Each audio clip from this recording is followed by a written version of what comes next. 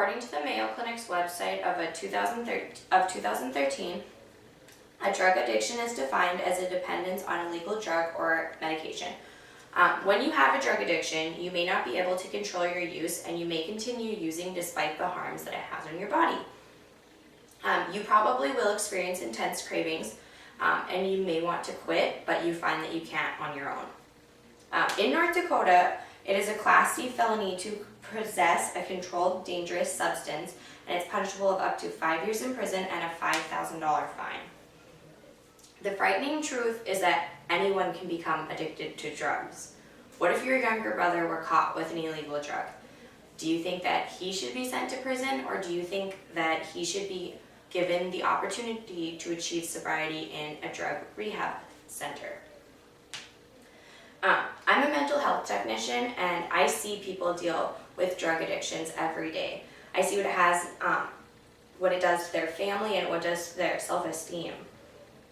I feel that I'm very knowledgeable on this subject, and I am able to present it very well. The number of drug inmates in our North Dakota prisons will sufficiently go down if instead we would give them the chance to enroll in a rehab center and achieve sobriety as opposed to prison. So today we're going to look at some of the effects drugs have on our bodies. Next we'll look at some of the legal issues. And lastly, we will look at providing people with substance abuse the proper care that they deserve. So some of the long-term effects are, depending on the drug, it depends on how it affects your body. Drugs enter the body differently. You can either go through inhalation, injection, or ingestion.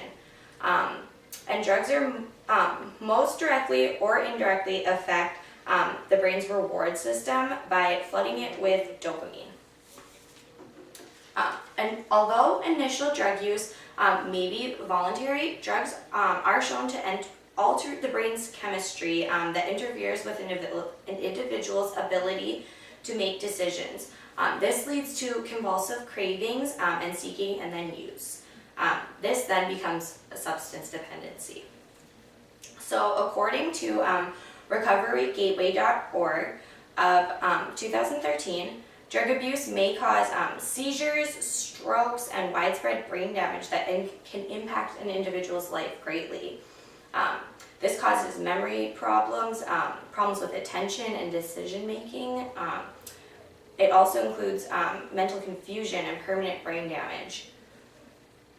More deaths are seen from illnesses and disabilities that stem from substance abuse than deaths from any other preventable health condition. Today, 1 in 4 deaths is attributable to illicit drug use. So here I just have a website, scholastic.com. It gives you a little bit more information about which part of the body is affected by drug use. We have uncovered what drug abuse can do to a person's body. Now let's look at some of the illegal repercussions it can have on you. All states regulate the possession of controlled dangerous substances. Each state differs in its exact definition of what a controlled dangerous substance is and the penalties for those possessions. In North Dakota, the legal actions differ from whether you are caught for the sale of a controlled substance, the possession, or from illegal drug paraphernalia. Let's look at some of the illegal effects of a specific drug, let's say marijuana. So according to criminaldefenselawyer.com, possession of less than half of an ounce is a Class B misdemeanor, and it's punishable by a maximum sentence of 30 days imprisonment and a maximum fine of $1,000. So now that we have looked at the basic understanding of some possible repercussions of controlled dangerous substances, it is important that we understand the difference rehabilitation can have on a drug user as opposed to them being sent to prison. Is prison always the answer? The definition of drug addiction states that an individual may want to quit but find that they simply can't on their own. This suggests that any individual doesn't actually want to be dependent on these drugs, but after a given point, they simply cannot crack the addiction on their own. Shouldn't these individuals be given the chance and the opportunity to receive treatment for the addiction that they have, as opposed to being immediately deemed a criminal and sent to prison? Having a criminal record and being placed in prison can have very negative effects on a person. Many report finding difficulties with finding work after prison, and many deal with mental illnesses and depression. In today's society, seeking out drug treatment is not looked down upon. It's fairly accepted, and treatment is geared towards the individual. It's geared towards the individual's full recovery. It can leave the individual feeling very good about themselves and empowered and in control.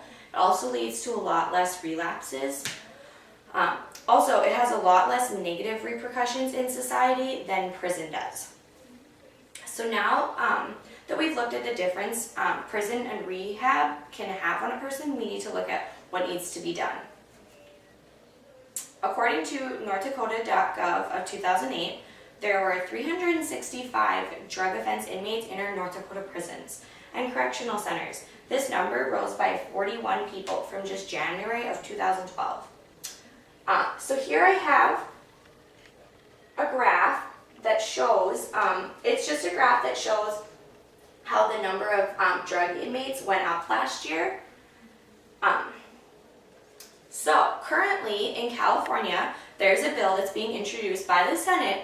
It would give judges and prosecutors the option of charging people convicted of drug offenses with misdemeanors instead of felonies, which means that they would enroll in substance abuse treatment and centers instead of being sent to prison.